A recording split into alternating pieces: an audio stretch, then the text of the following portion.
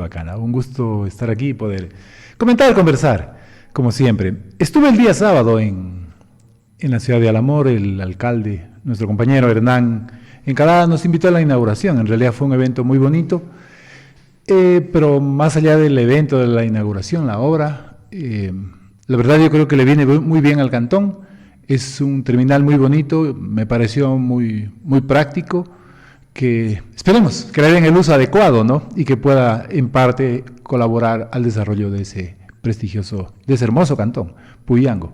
Luego fuimos a Pindal, le cuento. El invierno está pasándonos una factura altísima. De Pindal a Zapotillo hay 3, 4 derrumbos. Estaba la carretera cortada, habían que los compañeros que vinieron de Zapotillo a Pindal tuvieron que hacer transbordo. Pero en general, es muy bonito estar en la provincia, ¿no? Ya, y Puyango, alguna vez conversamos con usted de los cantones que presentaban un cierto grado de desarrollo y otros que lamentablemente se estaban quedando. Obviamente Puyango, solo a ojo de vista, de buen cubero, nada más, se deja ver que es un cantón que crece, es un emporio. El cantón Puyango. Le cuento, aquí tengo el dato, estoy mirándolo ahora. Puyango tiene un Producto Interno Bruto de $40 millones más o menos. Sea serio. Sí. Que presten un medio por lo menos. Es importante, ¿no? Sí, en realidad Puyango está en la posición séptima. Primero está el Cantón Loja, Cantón Catamayo, Cantón Macará, Cantón Saraguro, Cantón Calvas, Cantón Paltas, Cantón Puyango. Le siguen en ese orden en el tamaño de la economía. ¿Puede repetir, por favor? Primero va Loja. Loja ya es normal. Loja tiene 2.100 millones casi, Cantón Loja. Ya. Le sigue Catamayo, 164. Ya no se ve, doctor, los años. Ya, sí, me doy cuenta. Macará 90 millones, Saraguro 79, 80 millones, Calvas 76, Palta 64, Puyango con 40. Y luego estará Pindal. Luego está Espíndola con 39, están por ahí casi. O sea, se ha crecido Espíndola. Sí, Gonzanamá 36, Celica 38, Zapotillo 27, Chaguarpamba 25, Pindal 24, Olmedo 17, Sosoranga 14 y Quilanga un poquito menos de 14. O sea que están en el ¿cómo era que los llamaba el encuestador? Les decía ¿se acuerda que los ponía al último? Les decía en la tropa, ¿cómo era que decía un término que él solía decir a los que estaban último? Estaban hagan el favor de ayudar a hacerme acuerdo, todo me dejan a mí. Con mensajito. Claro, porque veo ahí que entonces Chaguarpamba, Olmedo, Zapotillo, Quilanga están en la cola. Sí, tienen una producción menor. También está relacionado con el tamaño de la población. Exactamente. Pero bueno, hay cantones, déjeme contarle, como por ejemplo, bueno, son varios y no es, pero quiero contarle de Espíndola. Espíndola era uno de los municipios, uno de los cantones que tenía el nivel de pobreza por necesidades básicas insatisfechas más alto del país. Más alto del país, sí. Así es, ya. Entonces, claro. Hemos estado hablando de Espíndola en estos días, justamente por la pobreza, pero me llama la atención, fíjese, haberle preguntado me he ganado un café, porque enterarnos de que Espíndola se ha embalado, se ha desarrollado, es importante, ¿no? Espíndola tiene 39.165.000. Eso es un aproximado, ¿no? Pero más o menos esa es la tabla de posiciones en cuanto al tamaño de la economía de los cantones. Claro. Doctor, eso por un lado, pero por otro lado, poco preocupados por el tema de las vías, ¿no?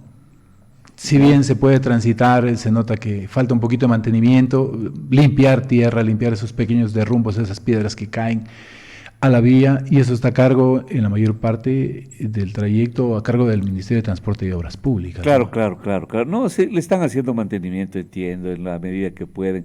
Pero pues parece que no pueden.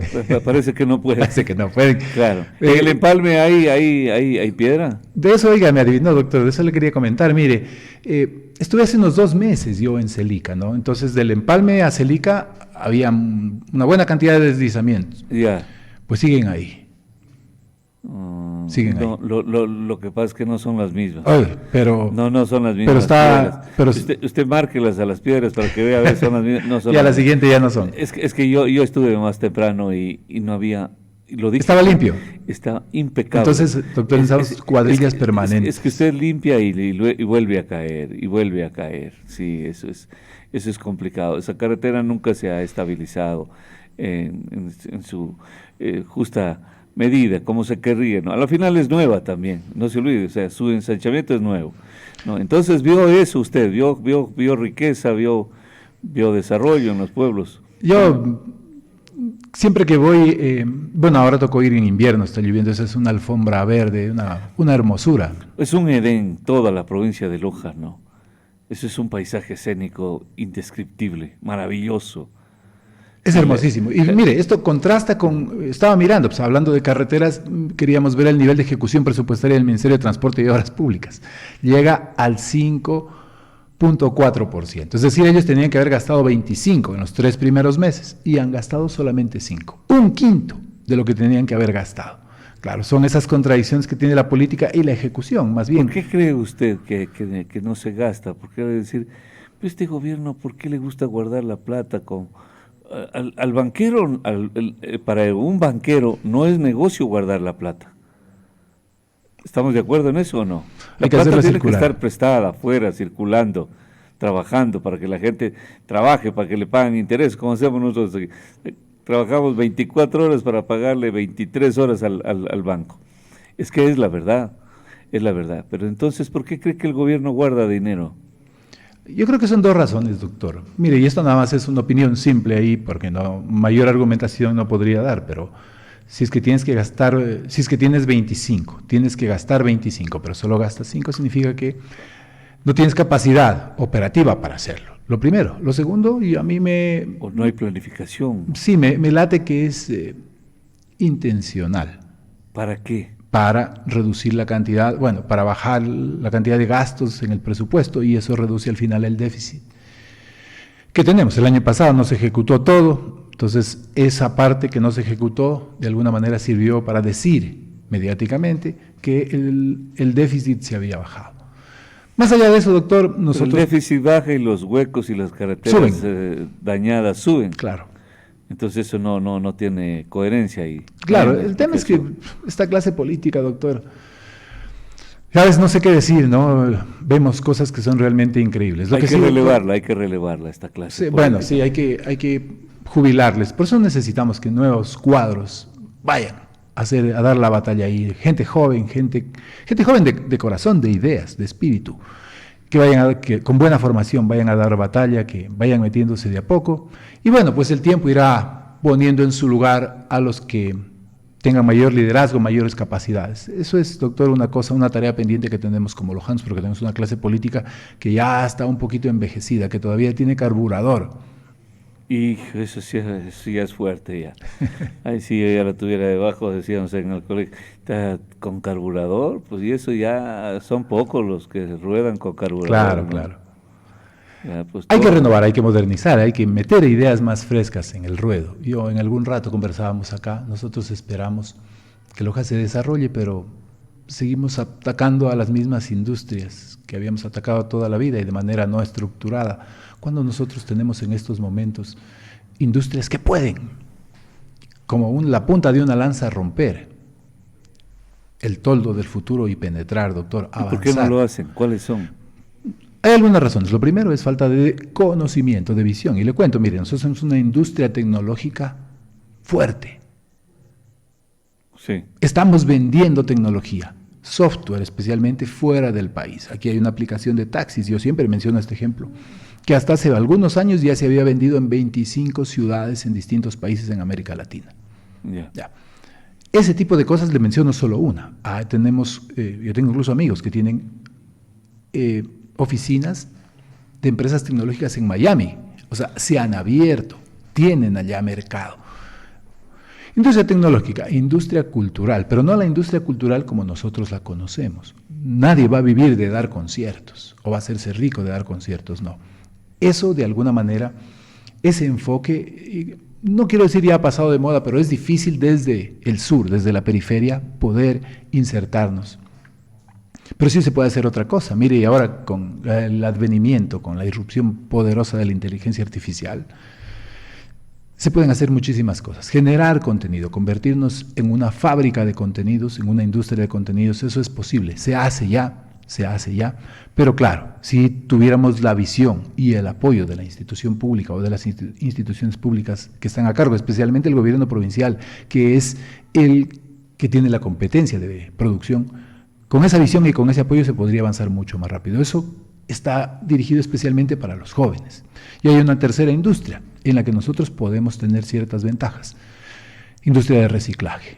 En Loja ya se hace clasificación domiciliaria de la basura. Si usted va a querer hacer clasificación domiciliaria de la basura en Esmeraldas, en Quevedo, le botan los tarros por la cabeza. Aquí ya tenemos esa cultura ganada. Lo que hay que hacer es reforzarla un poquito y luego trabajar con el sector privado para incluir componentes de proyectos de fábricas de papel, de vidrio, de cartón, e ir avanzando de a poco. Ese es el futuro de Loja. Por ahí van las tres industrias. Por supuesto, no me vayan a decir que ya no hay más, sí hay más. El agroespecializado, mire usted, tenemos el tema del café, tenemos el tema del turismo del que estamos hablando, pero sí hay elementos que nos pueden hacer, con los que podemos hacer la diferencia, a nivel nacional e internacional incluso. Ya se está haciendo, pero esa pequeña escala. Entonces vamos con algunos, ¿no? O sea, hay rubros. Sí, hay fortalezas en Loja. Fortalezas que tenemos que... El tema de la agricultura, el maíz, que no hay ni una sola planta que se pueda industrializar, todo el maíz se va en bruto. O sea, cuando nosotros vemos suponemos de Celica hasta todo el sur, nos damos cuenta facilito, si alguien dice, un estudiante de la universidad que dice, ¿cómo se empobrece un país? ¿Por qué es pobre un país? El profesor solo tiene que coger y llevarlo a Celica.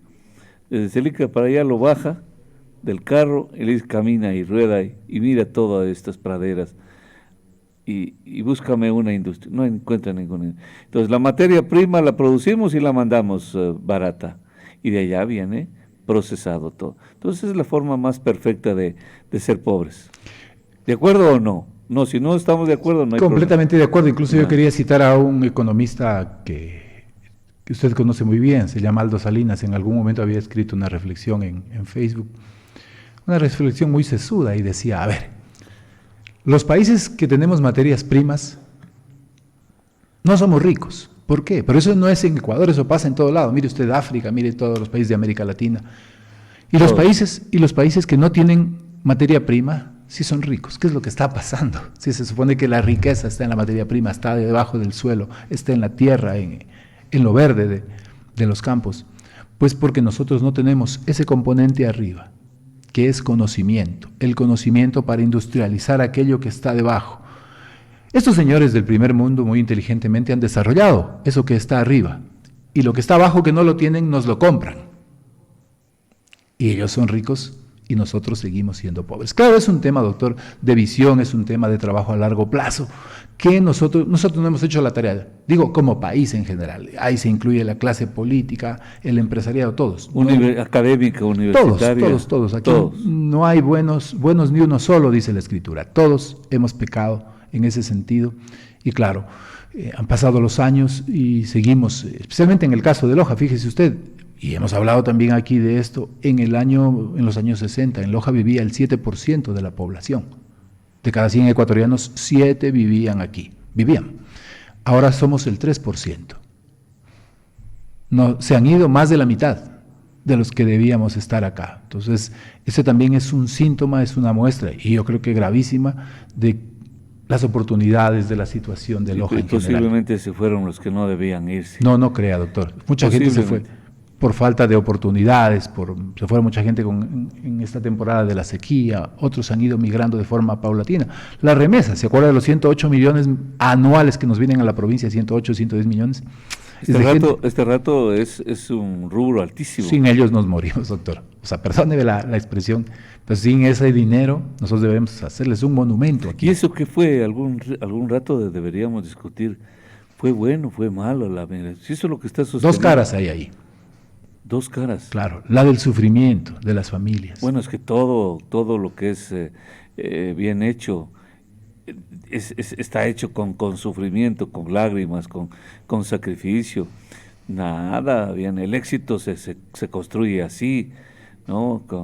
con puro esfuerzo, sacrificio diario, y no termina. Y eso no termina, no lo releva nadie. Claro. Y esta gente asume un sacrificio gigantesco. Entonces ellos sostienen a la economía de este Al país, más de 5.000 millones, alrededor de 5.000 millones en remesas, y en el caso de Loja son 110 millones, 108, 110, que sin eso, si la economía, el circulante se vendría abajo, los negocios pararían, obviamente, y tendríamos un problema muy, muy, muy serio. O sea que si te dan limones, haz limonada, ¿no? Fueron los migrantes y son los que tienen ahora un puntal, son un puntal en la economía nacional. Sí, en la economía lojana particularmente, mire que yo soy profesor universitario, ¿no? Y tengo, bueno, por ahí hace unos 2, 3 semestres tuve uno o dos estudiantes españoles, hijos de ecuatorianos, o sea, nacieron Españoles. allá, que vinieron, entiendo yo, que hace unos 5, unos 8 años, y todavía incluso hablan Tienen el acento el español. acento español, sí. Claro, entonces ellos son la generación que nació allá, hijos de ecuatorianos que nacieron allá. Claro. Y hay que entender aquello, en la década de los 90, cuando 90 y 2000 también, cuando nuestros compatriotas salieron pues porque esas O oportunidades sea no que encontraron salieron en acá. el 90, antes de la Claro, sí, dolarización. antes de la dolarización una parte y otra y una se mayoría después de la dolarización. Ah, ya. Sí. Buenos días, le escuchamos, adelante. Muy buenos días, doctor Aponte. Yo quiero preguntarle a su panelista, como maestra de estudio. Primeramente nos vendieron el oriente, vendieron las montañas. Si hay un estudio, ¿qué va a pasar cuando se lleven las montañas? Porque no ni siquiera queda la superficie plana. Va a quedar una profundidad, no sabemos de cuánto. ¿Qué daño le ha hecho el ecosistema? Y otra pregunta más. El señor Correa también, ¿hasta cuándo vendió el petróleo y hasta cuándo dejó de percibir el país $1? Desde el día que no producía, pagábamos nosotros, los ecuatorianos perdíamos todos los días dinero. Muy buenos días. Hay un refrán por ahí que dijo alguien famoso que decía, es más fácil engañar a una persona que hacerle entender que ha sido engañada. El tema del petróleo es un modelo de negocio que se está aplicando hoy en día. Usted sabe que se le volvió a vender en este gobierno a PetroTailandia.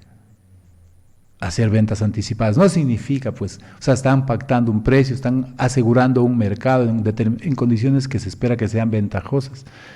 Pero claro, esto es un poco difícil de explicar. Sobre el tema del medio ambiente, yo creo que es un tema sobre el que tenemos que preocuparnos todos, doctor.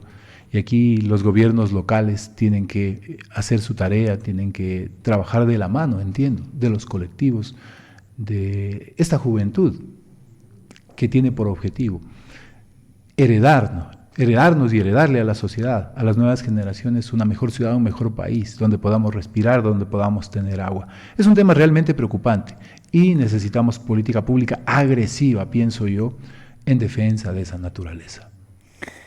Claro, pero las universidades deberían jugar un papel preponderante, pero así, en orden de preeminencia, adelante. Número uno, las universidades tienen que suscitar ese interés, el pensamiento que usted adelantaba de más fácil, proviene de la academia, ¿no? de personajes intelectuales, de Don Mark, lo decía lo que usted dijo. Entonces, toda esa inteligencia, toda esta filosofía, ha nacido del estudio de las universidades, si no, ¿para qué?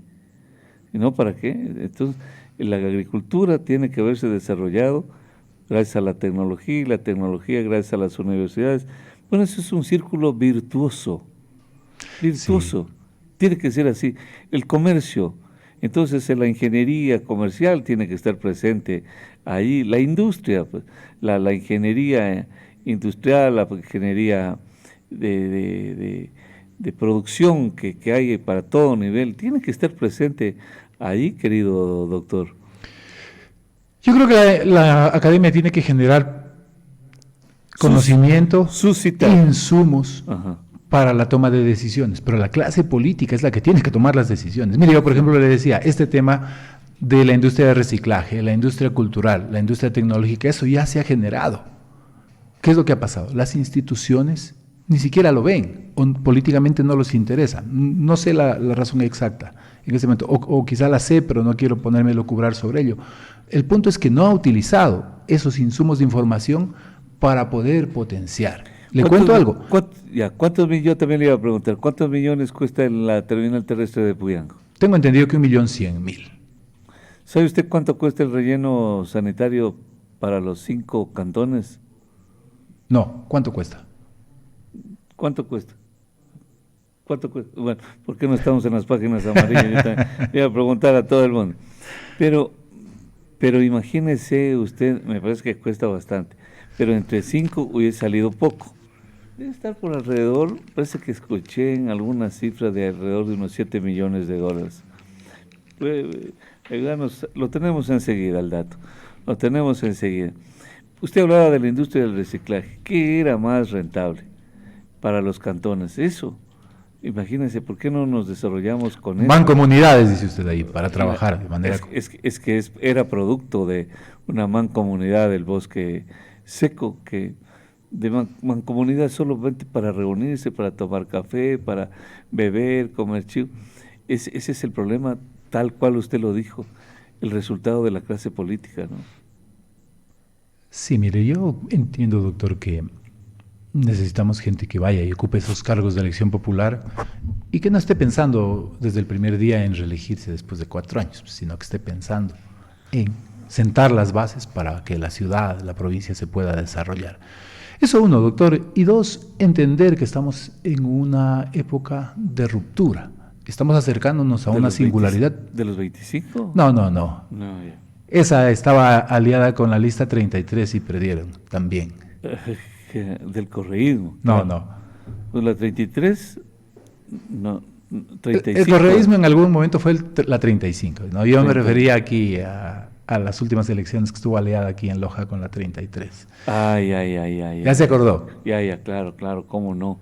Bueno, se han ido degradando, han ido tomando nombres, adoptando nombres diferentes, números diferentes, y no sé de su existencia. Es importante, doctor, ir pensando en cosas. Mire, una singularidad es un momento especial en donde existen cambios vertiginosos, tan rápidos que las legislaciones de los países no pueden abordarlas. Por un lado, y por otro lado, son tan grandes, tan rápidos y tan profundos que cambian y transforman las sociedades. Le voy a comentar uno que va a pasar en los próximos 4 o 5 años y que nosotros deberíamos ya empezar a tomar cartas en el asunto. Claro, pero si no resolvemos ni los problemas de delito, ¿qué vamos a ponernos a pensar en eso? Mire, el dólar está dejando de ser en los próximos 4 años la moneda de reserva mundial. ¿Qué significa eso? Que tenemos que sentarnos a analizarlo por lo menos, no quiero decir más, para que no nos lleven los mensajes atacando que... Lo que pasa es que todavía no se lo entiende, porque los bolivianos emigran al Perú, hacen cola solo a comprar dólares para poderse salvar.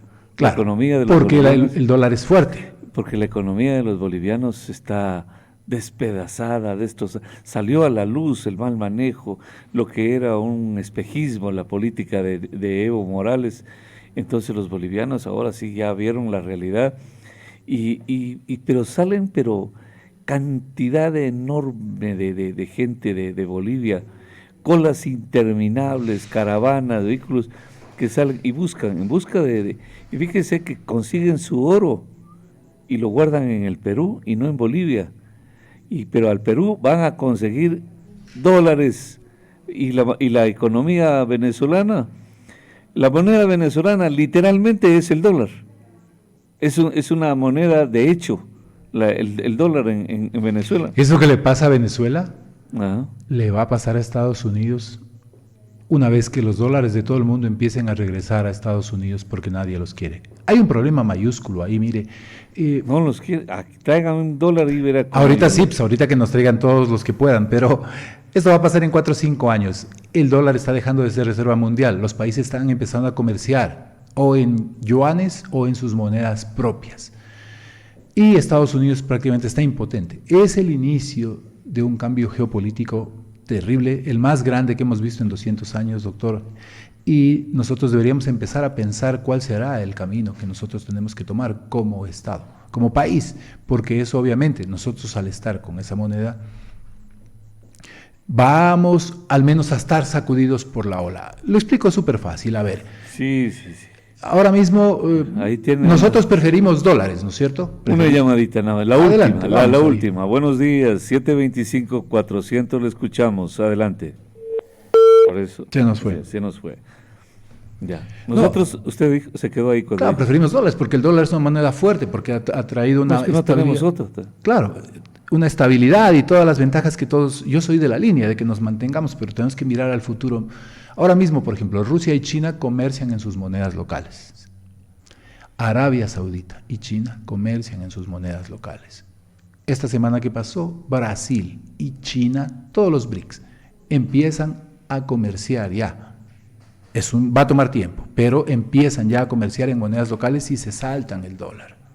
Las reservas de dólares de Rusia, las reservas de dólares de China. Sí, pero usted solo me habla de izquierdosos. Por ejemplo, no tiene nada que ver la izquierda y la derecha. Está hablando de China, No. Rusia, Brasil. Olvidémonos de eso, de eso. Es que son izquierdosos. No, pero no tiene nada que ver, esto se trata de supervivencia. Que son expertos en destruir países. Se trata de supervivencia, doctor. Mire, Arabia Saudita, ¿usted cree que es de pues izquierda o de derecha? No sé, y lo voy a revisar. Déjeme como lección. Acaban de acordar con China.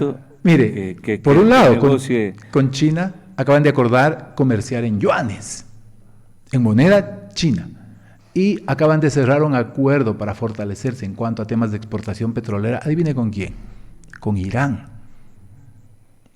Nosotros el dólar está respaldado en teoría por petrodólares, pero si la estructura que sostiene al petróleo cambia geopolíticamente, eso por supuesto está generando un cisma. Y el mes pasado Marco Rubio decía, no es posible que los demás países se quieran salir del dólar creando un sistema paralelo. Marco Rubio es un senador demócrata, republicano de la Florida, en los Estados Unidos. De origen cubano, sí. Sí, ese es un tema, doctor, que en los siguientes 3, 4, 5 años, en el peor de los casos, cambiará el mundo.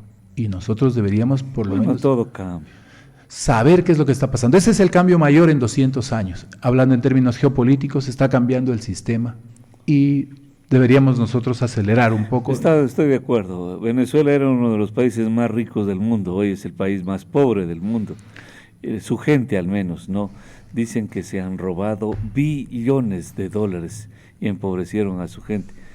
Cuba era uno de los países más prósperos del mundo y los Castro lo convirtieron en el más pobre del mundo.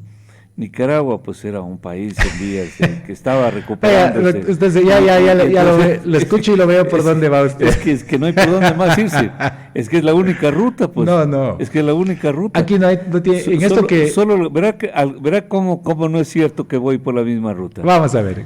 Los chinos eran los países más pobres del mundo con su socialismo y se dieron cuenta que eso solo los llevaba al exterminio. No, doctor, no es Entonces así. Se convirtieron en capitalistas. No. Y ahora sí, pues le metieron al capitalismo y ahora sí son los chinos muy ricos. No todos, pero los chinos se quejan de la falta de libertad. Pero en realidad, esa es la muestra más clara de que una economía centralmente planificada es infinitamente mayor, más fuerte y en el largo plazo va a prevalecer sobre una economía de libre mercado.